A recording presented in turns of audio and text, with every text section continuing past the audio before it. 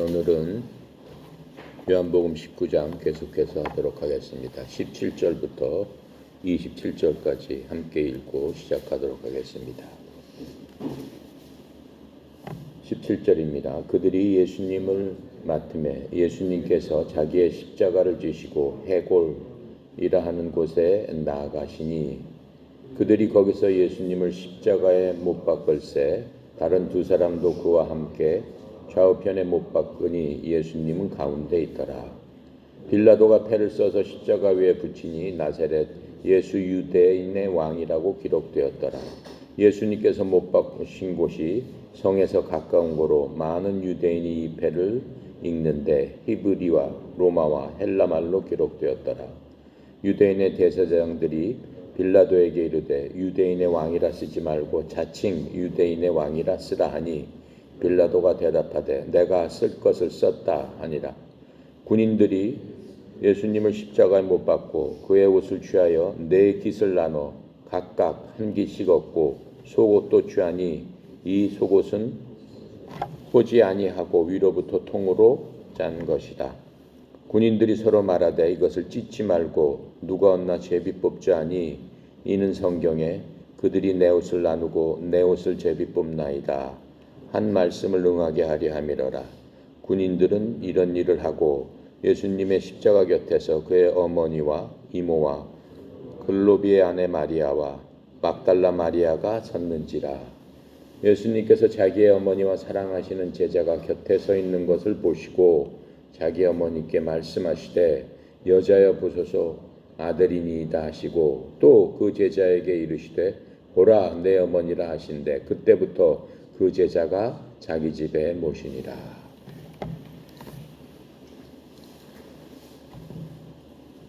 예수님께서 이제 십자가에 못 박히시는 과정입니다.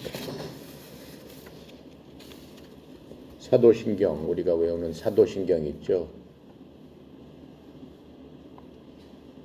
사도신경 알죠? 성경책 앞에 보면 사도신경이라고 있잖아요. 전능하사 천지를 만드신 하나님 아버지를 내가 믿사오며 쭉 해서 나오죠. 그러면서 그 사도신경에 보면은 본디아 불라도에게 고난을 받으사 십자가에 못 박혀 죽으시고 장사된 지 사흘 만에 죽으장 가운데서 다시 살아나시며 이 말씀이 있습니다. 사도신경은 신앙 고백이라고 할 수 있죠. 자, 신앙 고백이라고 할 수 있는데 사도신경에서 항상 외우는 것 중에 예수님께서 십자가에 못 박혀 죽으시고 장사한 지 사흘 만에 묻히셔가지고 장사한 지 사흘 만에 죽은 자 가운데서 다시 살아나셨으며 라고 하는 부분을 이제 우리가 외우면서 그것을 믿습니다 이렇게 고백하는 거예요. 그게 이제 사도신경이에요. 사도신경인데 지금 우리가 읽는 부분이 바로 그 부분이에요. 요한복음 19장 우리 읽은 17절부터 42절 끝절까지 예수님께서 십자가에 죽으시고 묻히신 그 상황을 지금 설명하고 있는 겁니다. 그 상황을 보고 지금 사도들이 그렇게 이것을 사도신경을 써서 믿는 사람들로부터 신앙을 고백하는 그런 표현을 하게끔 한 겁니다. 지금 우리가 읽는 이 부분은 역사적인 기록일 뿐만 아니라 이 성경은 역사적인 기록이에요. 역사적인 사실을 기록한 겁니다. 공상이나 무슨 허구나 누가 소설책으로 쓴 그러한 책이 아닙니다. 역사적인 기록이고 사실을 기록해 놓은 그러한 책입니다. 그래서 이것은 역사적인 기록뿐만 아니라 기독교라는 믿음의 교리적인 관점에서도 가장 중요한 일이 지금 일어나고 있는 겁니다. 우리는 예수님께서 우리한테 주신 것을 복음이라고 해요. 복음, 복된 소식이다라고 얘기하는 거예요. 복자에다가 그렇죠? 음성할 적에 음자를 써서 복된 말씀이다 이렇게 말씀하고 있는 거예요. 그런데 복음에 관해서 복음이 무엇인가 한마디로 얘기해라 라고 하면 바로 이 부분을 얘기하는 거예요. 예수님께서 성경 기록대로 십자가에 달리셔서 죽으셨다 묻히셨다가 성경 기록대로 부활하신 바로 그 사실, 그게 복음의 핵심이에요. 복음이다라고 하면 그렇게 얘기하면 그게 끝나는 거예요. 그 안에 이제 그 교리적인 모든 일들이 있죠. 고린도전서 15장 3절부터 4절에는 바로 그 복음의 핵심적인 내용은 바로 그것이다라고 하는 것들을 우리에게 설명을 해주고 있습니다. 자, 그렇게 하고 우리 모두는 이 요한복음을 통해서 우리가 성경 공부를 하고 하나님을 믿고 예수님의 그 이름을 믿고 예수님이 행하신 모든 것들을 믿는 근본적인 이유는 뭡니까? 모두 영원한 생명을 얻어서 천국 가서 영원히 살고, 그렇죠? 불타는 지옥에 들어가지 않고 영원히 살기 위해서 우리가 그 원하는 바대로 믿고 있는 겁니다. 그래서 우리한테 중요한 건 뭐예요? 요한복음을 공부하고 성경 공부를 하는 중요한 일들은 이 발생한 이 사실들과 왜 이 일들이 발생했을까? 그리고 그 영향이 우리한테까지도 지금 발생을 하고 있는 겁니다. 그것들을 깨달아 아는 일들이 바로 복음을 깨달아 알므로 말미암아 우리가 원하는 바를 성취할 수 있기 때문에 그렇습니다. 지금 이 빌라도는 예수님을 수제사장들한테 도로 넘겨주죠. 지난 시간에 우리가 그걸 봤습니다. 빌라도는 예수님을 놓아주기 위해서 여러 가지로 설득을 하고 여러 가지로 말을 하지만은 그렇게 설득을 하면 할수록 이 제사장들, 이 유대인들이 더 강하게 반발을 하게 됩니다. 그래서 빌라도는 마지막으로 그냥 예수님을 너희들이 데리고 가서 너희들이 죽여라, 십자가에 너희들이 못 박아라 라고 넘겨주고, 그렇게만 예수님을 넘겨줄 수는 없죠. 로마 법정에 왔기 때문에. 그렇게 판결을 한 다음에 로마 군사들을 붙여서 예수님을 형장으로 이제 끌고 가는 그 모습입니다. 여기서 이제 예수님께서는 십자가에서 못 박히시는 그 모습을 우리가 보고 있는데, 요즘 사람들은 어때요? 요즘에 만약에 사형받을 그러한 죄를 졌다, 그래서 그 사람 사형을 집행한다라고 하면은 어떻게 죽입니까? 우리 영화 같은 데 보면은 의자 같은 데 앉아놓고 묶어놓고 그냥 고통 없이 약물을 투입해서 그냥 순식간에 죽게 하던가, 전기 충격으로 고통을 느낄 수도 없는 순간적으로 죽여서 생명을 뺏어버립니다. 이제 그런 식으로 그 사람을 죽이는 거죠. 죽이는 건데, 이 십자가형이라는 거는 그게 아닙니다. 순식간으로 죽는 게 아니고 사람을 가장 고통스럽게 고통을 느끼면서 질질 끌면서 천천히 죽게끔 하는 겁니다. 죽는 순간까지 정말 지옥의 고통이 이런 거구나라고 하는 것을 느끼게끔 하면서 죽이는 게 바로 이 십자가형입니다. 그래서 이 십자가 형벌은 가장 잔인하고 가장 수치스러운 그러한 형벌이기 때문에 로마에서는 행해지지 않는 겁니다. 로마 사람들은 아무리 흉한 죄를 지었어도 이 십자가형으로 처해지진 않습니다. 이 원래 십자가형은 로마에서 만들어 놓은 게 아니고 원래는 페르시아와 페니키아 반도에서 유래된 것입니다. 그 사람들이 행했던 그 살인 방법을, 그 처형 방법을 로마 사람들이, 로마에서 이방인들, 자기네 나라 사람들 말고 이방인들한테 사용하는 그러한 처형 방법으로 사용을 했습니다. 그래서 우리가 보면은 교회마다 십자가 걸려 있어요. 그거는 엄밀히 따지면 그건 걸어놓을 게 아닙니다. 십자가는 뭐예요? 사형 도구예요. 거기에 사람을 매가지고 못 박아서 죽이는 사형 틀이에요. 요새는 십자가 다 목걸이 걸고 댕기잖아요. 자동차에도 막 걸어놓고. 그건 사형 도구고 사형 틀이에요. 그 당시로 그 생각을 해본다면 그건 수치의 상징이고 가까이 갈 생각하기도 싫은, 보기도 싫은 그러한 것입니다. 그런데 이제는 그게 바뀐 거죠. 영광과 승리의 사용처럼 지금은 사용되고 있습니다. 누구 때문에? 예수님 때문에. 그 십자가 형틀이 영광과 승리의 그러한 틀로 바뀌어서 지금은 사용하고 있습니다. 자, 그런데 이제 예수님께서 이 처형 장소인 골고다로 가시게 되는데 그냥 가는 게 아니고 그 당시 관례대로 사형수들은 자기가 사형당할 그 처형 도구를 끌고 본인이 끌고 그곳까지 갔어야만 됐습니다. 그래서 예수님께서는 자신의 형틀인 십자가를 지고 당시 습관대로 끌고 가셨는데 빌라도 법정부터 그 골고다 해골의 언덕까지는 약 1.5km 내지 2km 정도의 거리가 됩니다. 성경에 보면은 요한복음에 나와 있지 않지만은 중간에 구레네 사람 시몬은 누구예요?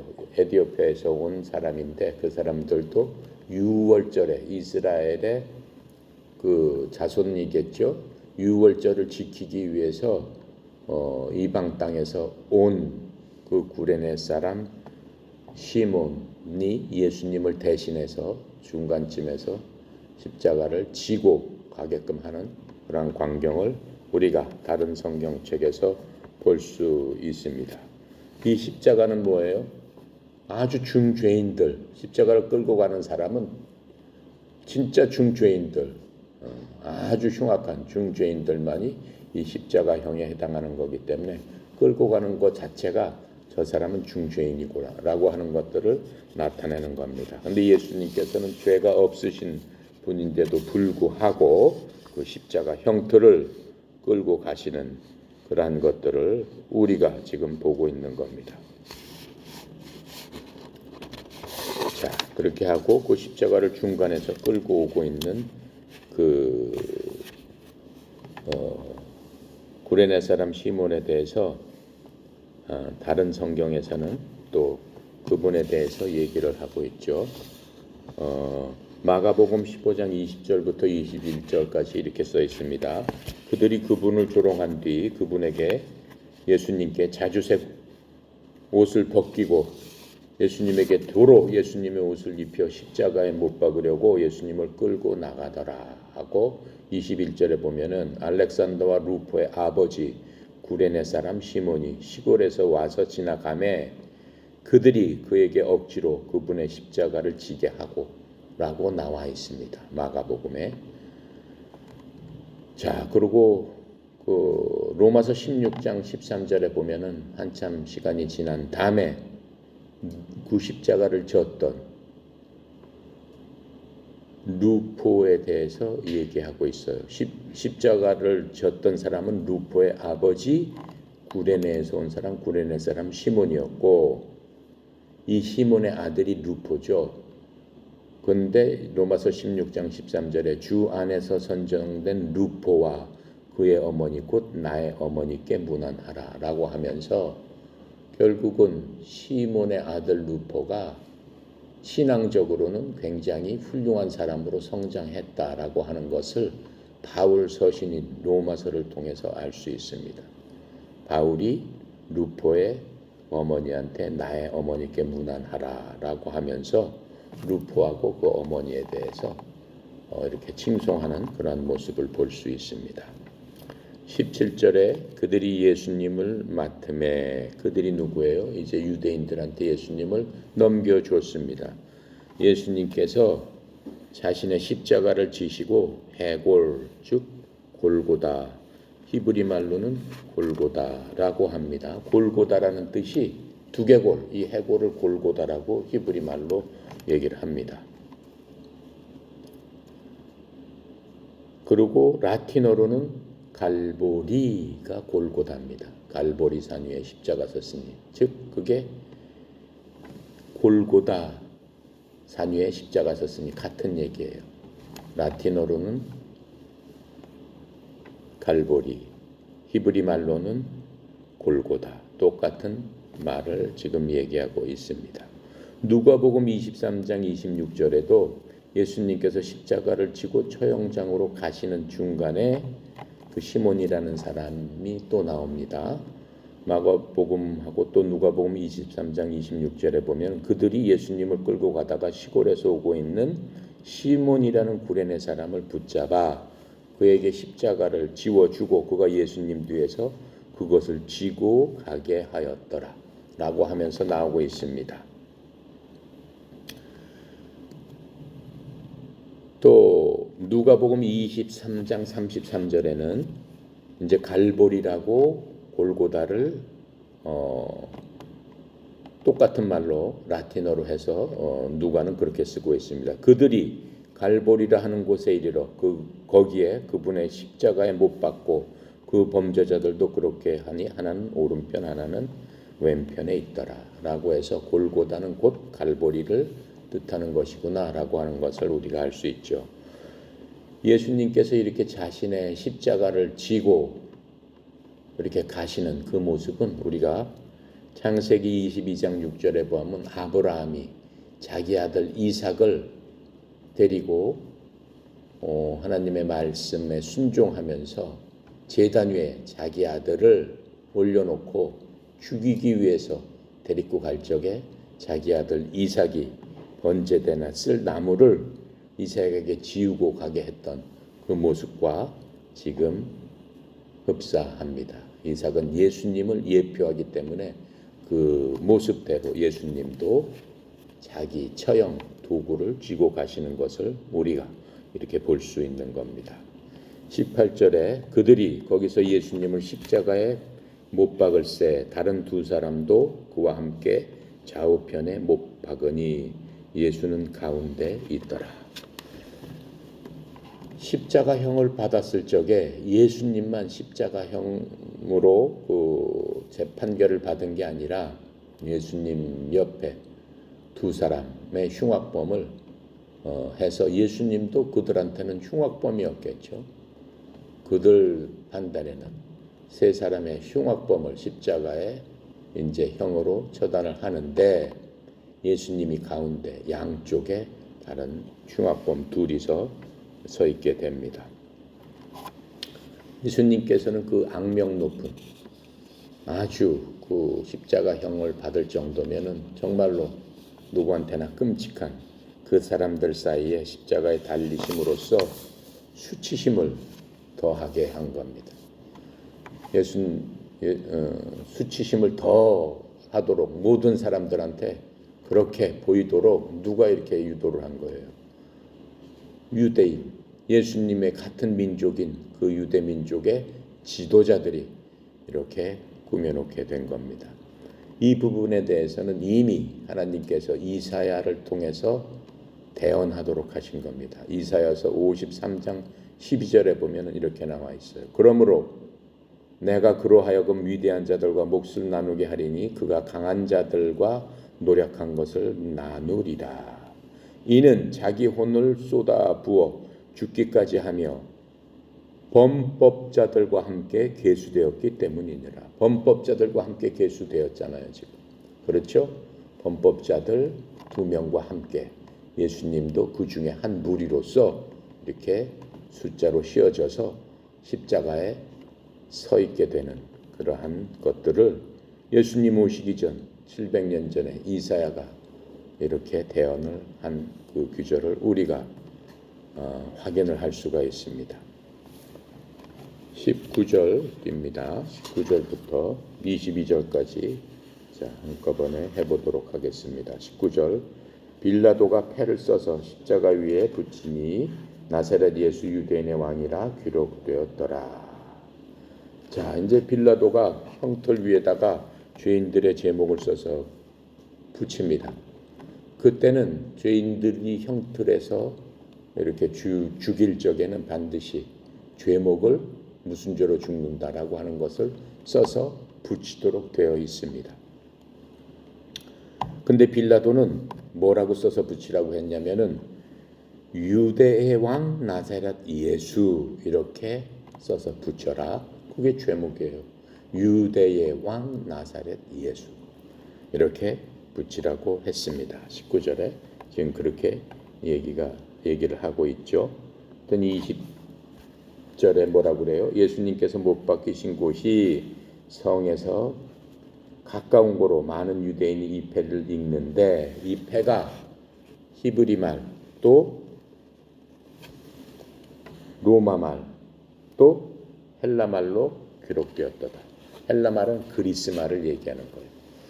로마 말, 그리스 말, 또 히브리 말. 그러니까는 그 당시 말하자면 지금으로 따지면 뭐 영국어, 프랑스어, 뭐 러시아 뭐 이런 식으로 전 세계 말로서 이렇게 제목을 다 써서 붙였다라고 하는 겁니다. 왜 그렇게 써서 붙였을까요?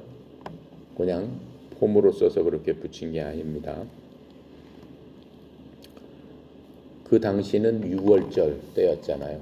그러니까는 6월절을 지키기 위해서 많은 사람들이 그 예루살렘으로 몰려오고 있을 때예요.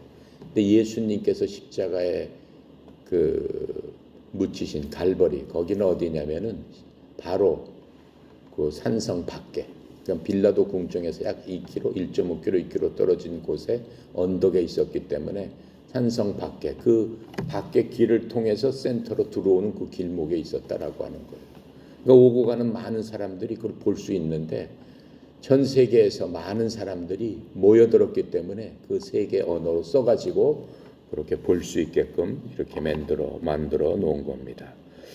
이렇게 빌라도가 그렇게 쓰겠다고 쓰니까 유대인 그 제사장들이 또 반대를 하죠. 그렇게 쓰지 말라고 얘기를 합니다. 거기에 대해서 21절에 유대인의 대제사장들이 빌라도에게 이르되 유대인의 왕으로 쓰지 말고 자칭 유대인의 왕이라 쓰라.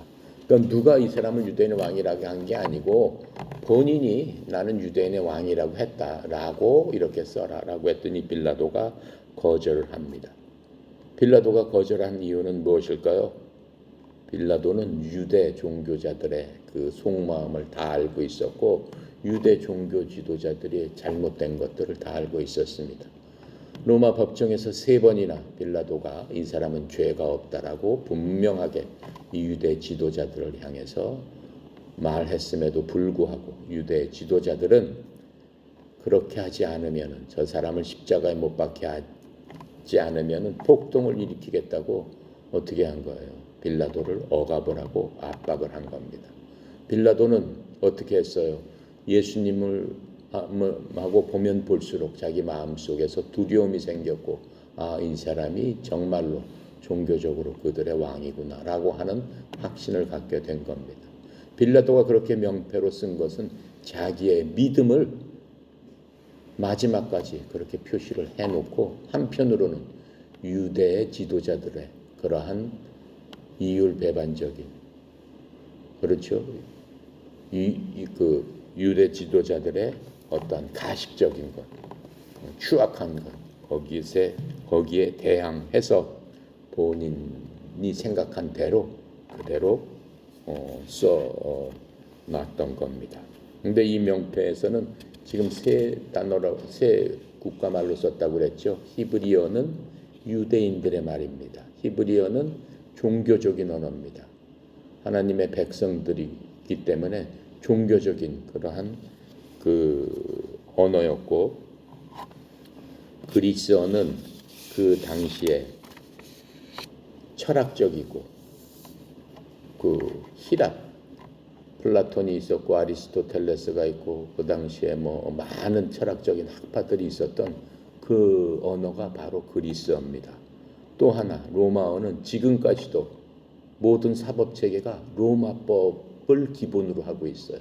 로마의 법이 얼마나 잘 발달했나는 지금 우리나라에서도 미국의 영국에서도 기본법은 로마법을 사용하고 있습니다.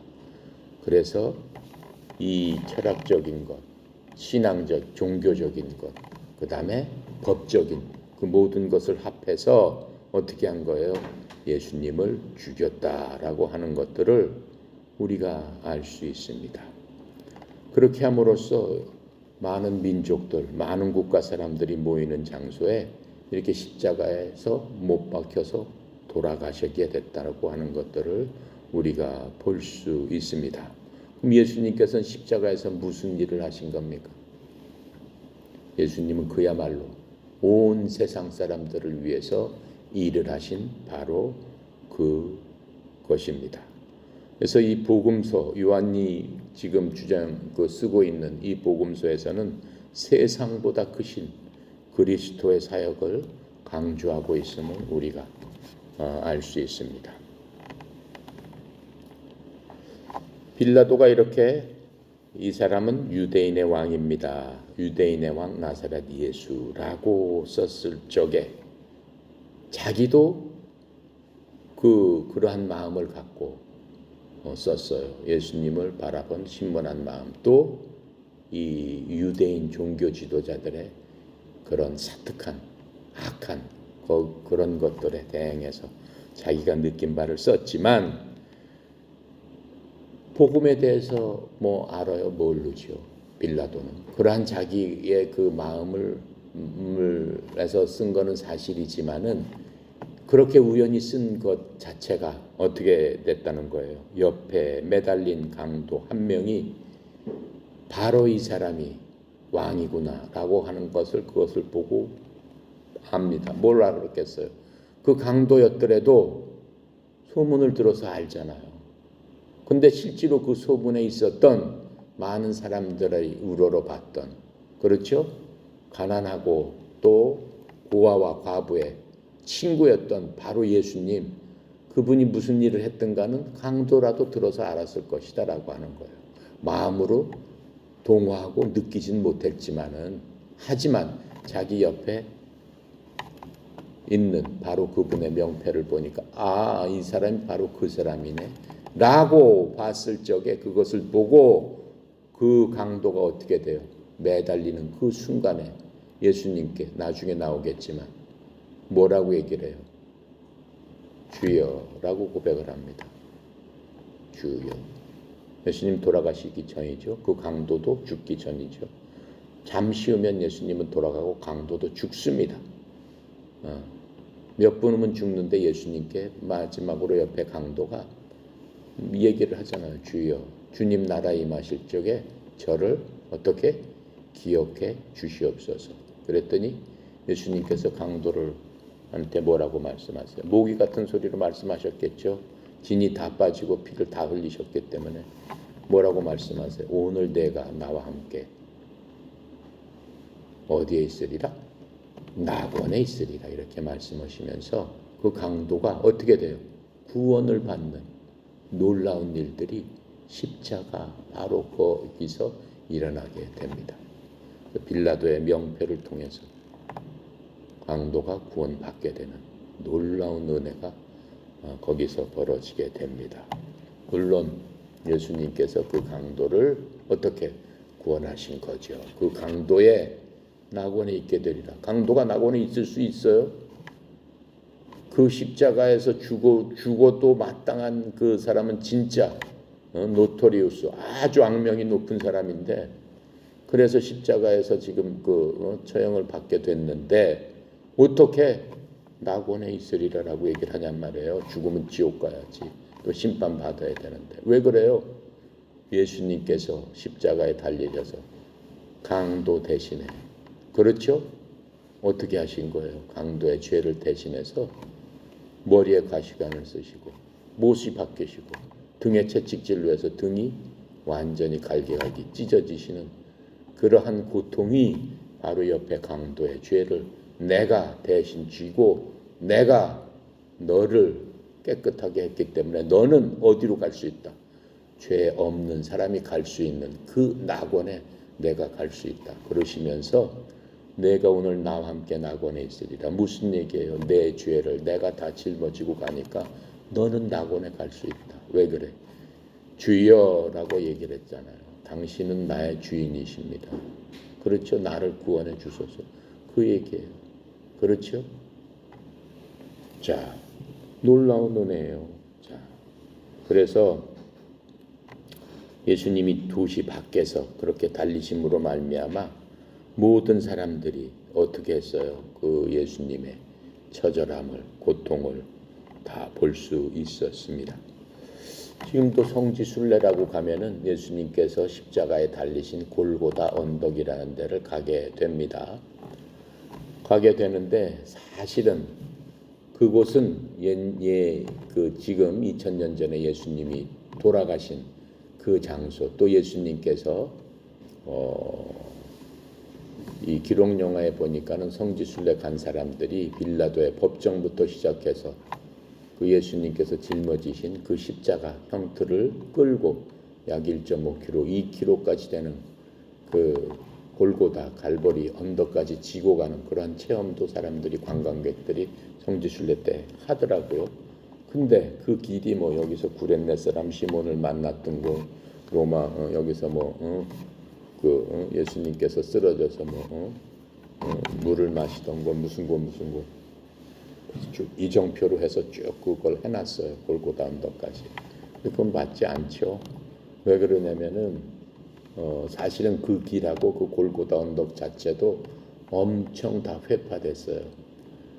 예수님께서 말씀하신 대로 돌 위에 돌 하나도 남기지 않도록 이 이스라엘이 다 파괴되리라 라고 하신 말씀에 따라서 AD 70년에 로마 디도 장군이 이스라엘의 그 마지막 저항하는 자들을 싹 죽이면서 싹 다 죽여버려요. 이스라엘 그 성에 있는 사람들을 싹 죽이면서 몇 달 동안을 포위해서 다 죽입니다.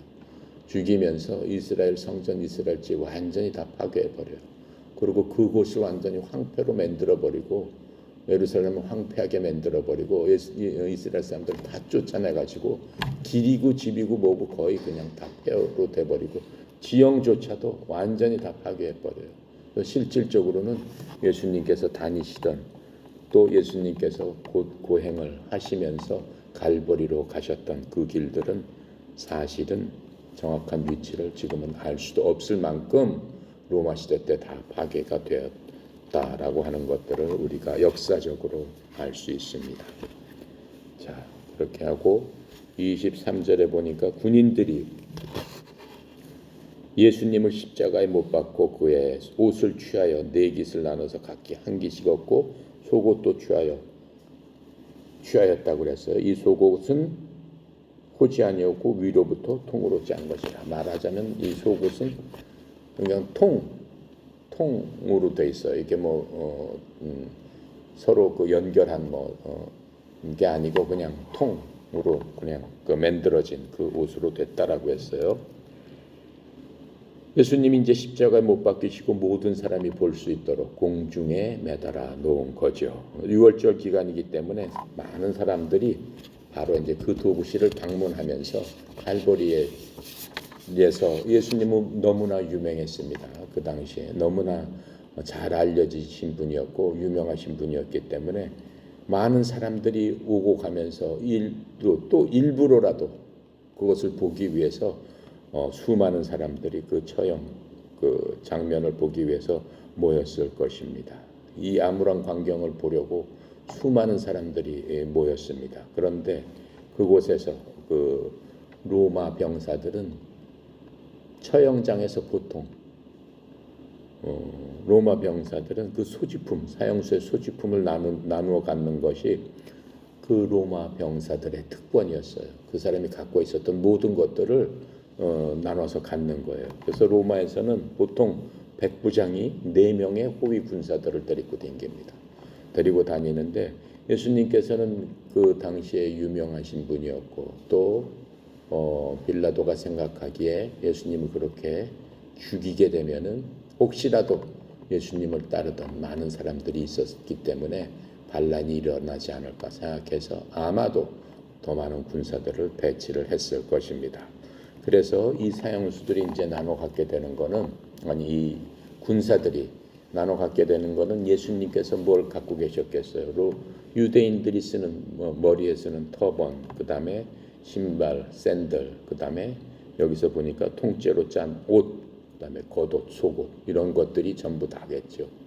그러니까 그 모든 것들을 다 베껴가지고 이제 넷이서 찢어서 나눠 갖고 그 다음에 통으로 짠 옷은 이 성경에 보는 대로 어떻게 하기로 했어요?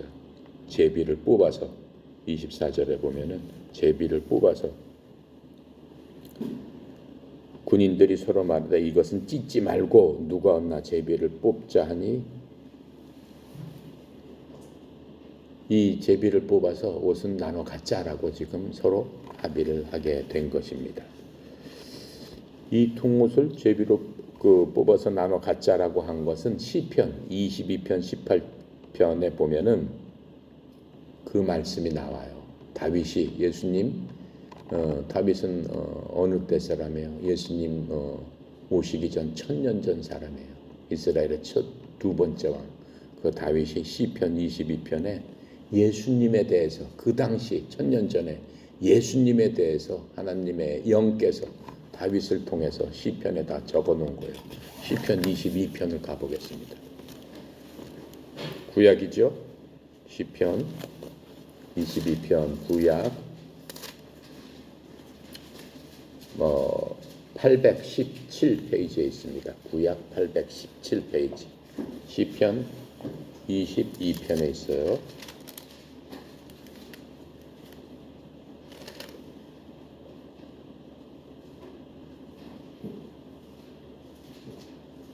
시편 22편에 있어요. 자, 시편 20편 1절부터 한번 읽어 볼게요. 시편 22편 1절부터 18절까지 한번 읽어 볼게요. 이것은 메시아 시편이라고 하는 겁니다. 예수님에 대한 시편이에요. 1절부터입니다. 함께 읽겠습니다.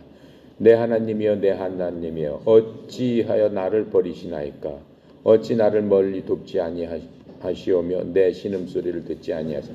어디서 많이 우리가 들었던 말씀이죠. 내 하나님이여 내 하나님이여 어찌하여 나를 버리시나이까? 예수님께서 하신 말씀 중에 또 하나예요. 1편부터 딱 그렇게 지금 나오고 있잖아요. 2절입니다. 내 하나님이여 내가 낮에도 부르짖고 밤에도 잠잠하지 아니하오나 응답하지 아니하시나이다. 이스라엘의 찬송 중에 계시는 주여 주는 거룩하시나이다. 우리 조상들이 주께 의뢰하였고 의뢰하였으므로 그들을 건지셨나이다. 그들이 주께 부르짖어 구원을 얻고 주께 의뢰하여 수치를 당하지 아니하였나이다. 나는 벌레요 사람이 아니라 사람의 비방거리요 백성의 조롱거리니이다. 예수님이 지금 그 꼴이 됐다라고 하는 거예요. 6절입니다. 나를 보는 자는 다 나를 비웃으며 입술을 비죽거리고 머리를 흔들며 말하되 그가 여호와께 의탁하니 구원하실 걸 그를 기뻐하실 걸 건지실 걸 하나이다. 오직 주께서 나를 모태에서 나오게 하시고 내 어머니의 젖을 먹을 때 의지하게 하셨나이다. 내가 날 때부터 주께 맡긴 바 되었고 모태에서 나올 때부터 주는 나의 하나님이 되셨나이다. 나를 멀리하지 마옵소서. 환난이 가까우나 도울 자가 없나이다. 12절 많은 황소가 나를 애워싸고 바산의 힘센 소들이 나를 둘러쌌으며 내게 그 입을 벌림이 찢으며 부르짖는 사자 같으니이다. 나는 물같이 쏟아졌으며 내 모든 뼈는 어그러졌으며 내 마음은 밀랍 같아서 내 속에서 녹았으며 내 힘이 말라 질그릇 조각 같고 내 혀가 입천장에 붙었나이다. 주께서 또 나를 죽음의 진토 속에 두셨나이다. 개들이 나를 애워쌌으므로 악한 무리가 나를 둘러 내 수족을 찔렀나이다. 내가 내 모든 뼈를 셀 수 있나이다. 그들이 나를 주목하여 보고 18절 내 겉옷을 나누며 속옷을 제비 뽑나이다. 그렇죠? 지금 이 22절 시편 메시아 시편 22절은 예수님의 십자가에서 올라가 있는 그 형상, 그 마음, 그 형태, 예수님께서 당하시는 그 모든 것들을 다윗이 1000년 전에 그대로 하나님의 영감을 받아서 그대로 기록해 놓은 거예요. 자, 그러면서 예수님께서 뭐라고 그래요? 지금 나를 둘러싸이는 황소들이 있다. 사자가 있다. 개가 있다. 라고 하면서 짐승으로 이 사람들을 지금 표현하고 있는 거예요. 그렇죠? 그 얼마 전에는 예수님을 갖다 선생님이시여 왕이시여 곧 쫓아다녔던 그 모든 사람이 이제는 하나님을 떠나니까 뭘로 변해버린 거예요? 사자로, 개로. 그렇죠? 황소로 변해서 예수님한테 공격을 하고 예수님을 대적하는 그런 자들이 변해버린 거예요. 예수님께서는 지금 십자가에서 달리셨을 적에 지금 어떻다고 그랬어요? 나는 물같이 내 입이 어떻게 해요? 물같이 쏟아졌다고 그랬어요. 그냥 그 채찍 창에 찔려가지고 물같이 다 쏟아져 버리고 어떻게 됐어요? 내 모든 뼈는 어그러졌고 내 마음은 밀랍 같아서 내 속에서 녹았나이다. 그게 예수님의 그 지금 십자가에 계신 사실은 그 팩트예요. 지금 그 상황이 되셨다라고 지금 말씀을 하고 계시는 겁니다. 그래서 지금 이 통째로 짠 옷은 제비뽑기로 가져갔나이다. 시편 지금 이 18편이 그대로 이 순간에 응해져 있음을 우리가 알 수 있습니다. 자, 그래서 사람들이 예수님을 거부하게 되면은 그 사람들이 다 어떻게 된다는 거예요? 동물처럼 예수님을 에워싼 사자처럼, 예수님을 에워싼 황소처럼, 개들처럼 그렇게 예수님을 공격하게 된다라고 하는 거예요. 예수님의 그러한 십자가에서 상황이 메시아 22편에, 메시아 10편, 10편 22편에 그대로 나와 있음을 우리가 읽었습니다. 25절입니다. 큰 회중 가운 25절 요한복음, 자 25절 요한복음으로 다시 갑니다. 예수님의 십자가 곁에는 어머니와 이모와 글로바의 아내 마리아와 막달라 마리아가 서 있더라. 4명의 여인이 서 있습니다. 이 4명의 여인이 바로 십자가 옆에 서 있습니다. 그 여인들 곁에는 사도 요한도 곁에 있었다라고 했습니다. 그 여인들은 이렇게 바로 십자가 곁에 이렇게 서 있다가 그 대단한 용기죠. 그것도 사람들이 그들을 보고 비웃고 조롱하고, 그렇죠. 아까 시편 22편에 나온 것처럼 그렇게 대적을 하면서 그 사람들이 그렇게 변했는데 그 옆에 서 있던 사람들 대단한 용기입니다. 근데 마태복음 27장 55절부터 56절에 보면은 뭐 난리를 쳤겠죠. 사람들이 서 있는 사람들을 또 향해서 이제는 좀 멀리 떨어져서 있더라라는 얘기로 나옵니다.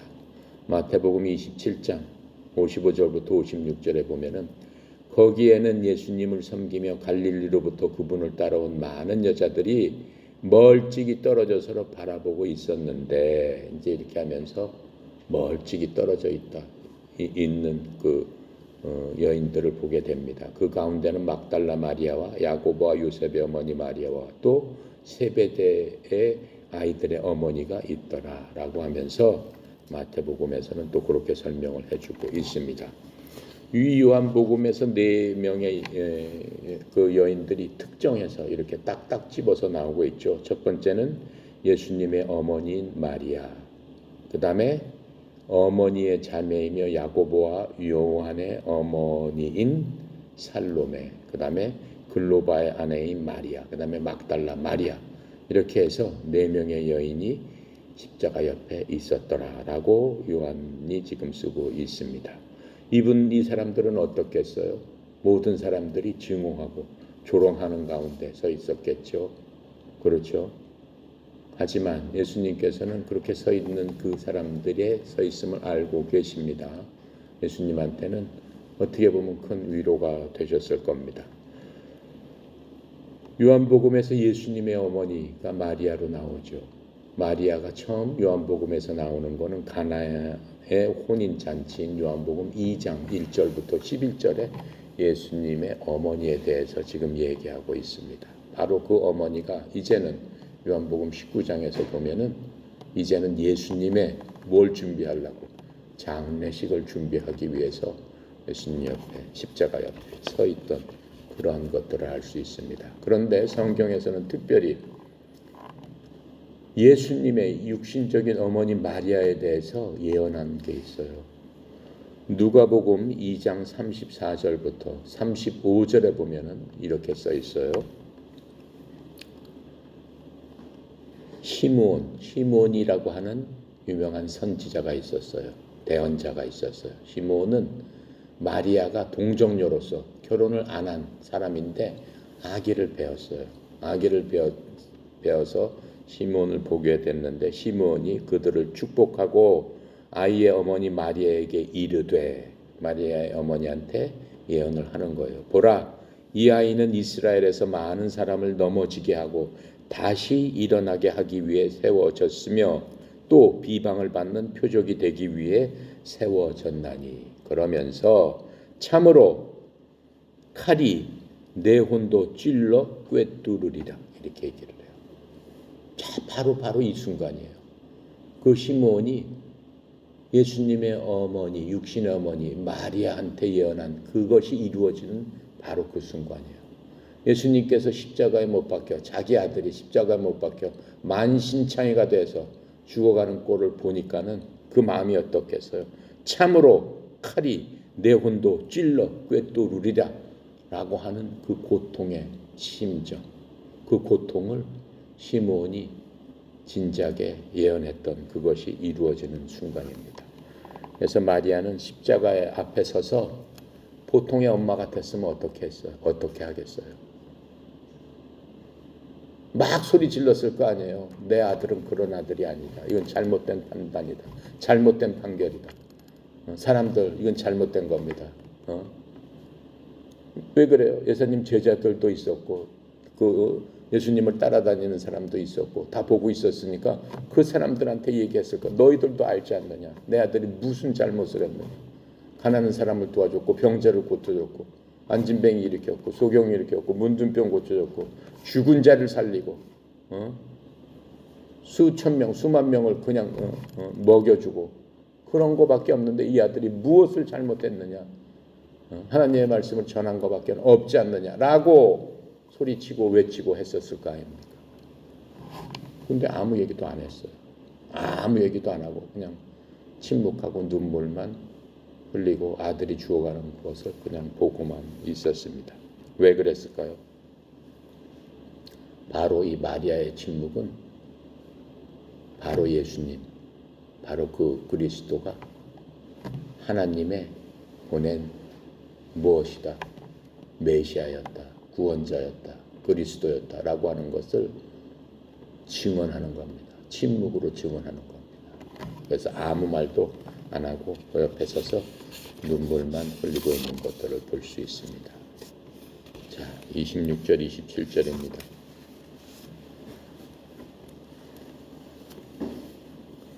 예수님께서 자기 어머니와 사랑하시는 제자가 곁에 서 있는 것을 보시고 자기 어머니께 말씀하시되 여자여 보소서 아들입니다 하시고 또 그 제자에게 이르되 보라 내 어머니라 하신데 그때부터 그 제자가 자기 집에 모시니라.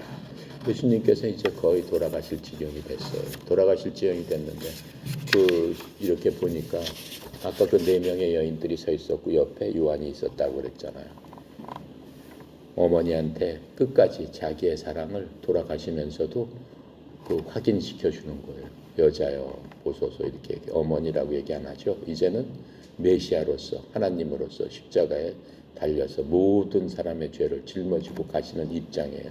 인성이 아니라 신성의 하나님으로서 이제 돌아가시는 입장이에요. 그래서 어머니한테 여자여 이렇게 말씀하시는 겁니다. 여자여 보소서 옆에 있는 제가 당신의 아들입니다. 그렇죠?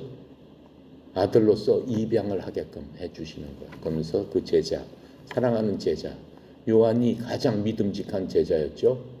예수님께서는 가장 믿음직한 제자예요. 모든 제자들은 다 똑같이 사랑하셨지만은 그 중에서도 가장 신실한 그 제자 요한을 보시면서 내 어머니다 이렇게 얘기를 해요. 그렇죠? 그 무슨 뜻이에요? 내가 지금부터는 이분을 어머니로 삼고 잘 돌봐드려라 이렇게 얘기를 합니다. 그래서 이 27절에 보니까 그때부터 제자가 그녀를 자기의 집으로 모시니라 이렇게 얘기하고 있습니다. 바로 그 순간 모시고 요한이 바로 그냥 집으로 갔다라고 하는 거는 성경에 안 나와요. 더 예수님께서 돌아가시고 십자가에서 내려서 아리마다 요셉 그 무덤으로 데리고 시신을 운구하고 하는 그런 것 때까지 요한이 있었나 없었나는 성경은 기록해 있지 않으니까 모릅니다.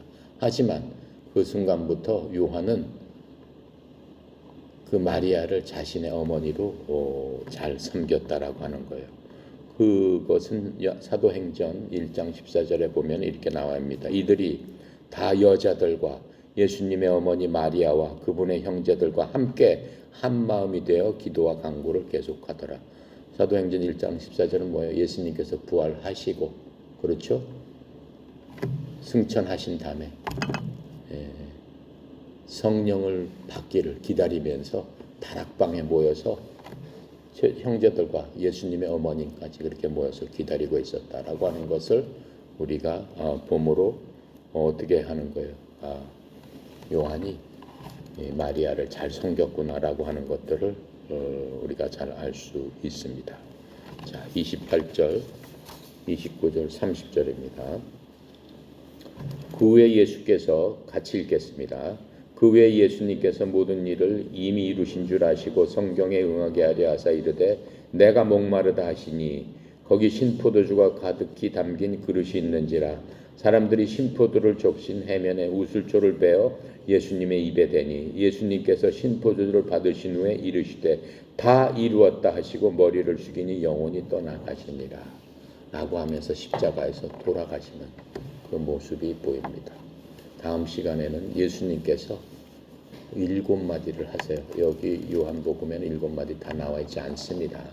마태, 마가, 누가, 요한복음을 다 보면은 그것을 다 그 십자가에서 하신 말씀을 또 통합해서 보면은 십자가에서 7마디를 하고 맨 마지막에 다 이루었다라고 하시면서 숨을 거두시는 장면이 나옵니다. 다음 시간에는 우리 십자가의 7마디, 마태, 마가, 누가, 요한 4복음서에 나오는 7마디를 찾아서 공부하는 시간을 갖도록 하겠습니다. 기도하고 마칩니다. 감사하시오 거룩하신 하나님 아버지, 하나님의 은혜의 영광을 찬양합니다. 우리가 만입이 있어도 주님께서 우리를 위해서 십자가에서 피 흘려서 돌아가시고 우리가 말로 할 수 없는, 우리가 상상할 수 없는, 생각만 해도 무서운 그 끔찍한 지옥의 고통을 몸소 다 당하시며 그 순간에도 사람들을 위로하시고 그 순간에도 사람들을 끝까지 사랑하시는 참 하나님의 모습을 우리에게 실증적으로 보여주시니 주님, 하나님의 은혜와 하나님의 그 크신 사랑과 하나님의 긍휼하심이 얼마나 큰지 요한복음을 통해서 깨닫고 느끼게 해주시니 주님 감사합니다. 우리가 일생을 살면서 주님께서 이 땅에서 살 수 있도록 우리를 인도하시고 또 하나님을 깨달아 알 수 있도록 이 말씀을 주셨고 성령님께서 친히 알 수 있는 그 생각과 우리의 마음을 허락하여 주셨사오니 주님 감사합니다. 하나님 부르시는 그날까지 하나님의 참된 그러한 제자로서의 삶을 살고 하나님의 자녀로서의 삶을 살고 또 누리고 하나님께서 말씀하신 그 모든 것들을 제자들처럼 지켜 행할 수 있도록 저희들에게 힘과 능력과 용기와 믿음을 더하여 주셔서 온전히 예수님의 그 크신 은혜 가운데 흠뻑 젖어서 성령님의 인도하심을 따라 살 수 있는 저희들 다 되도록 주여 축복하여 주시옵소서.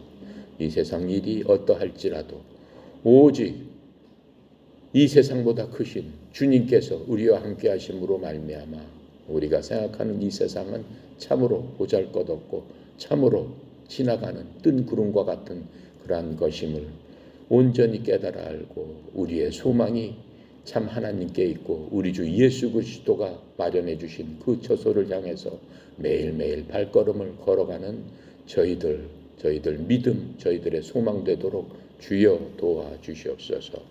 전국에 흩어져 있는 사랑하는 주의 종들을 주님 기억하여 주시옵시고 그들 마음속에도 동일한 마음으로 하나님을 섬기고 하나님을 사랑하는 그 마음이 매일매일 점점 더 커지고 차고 넘치게 하여 주시옵소서.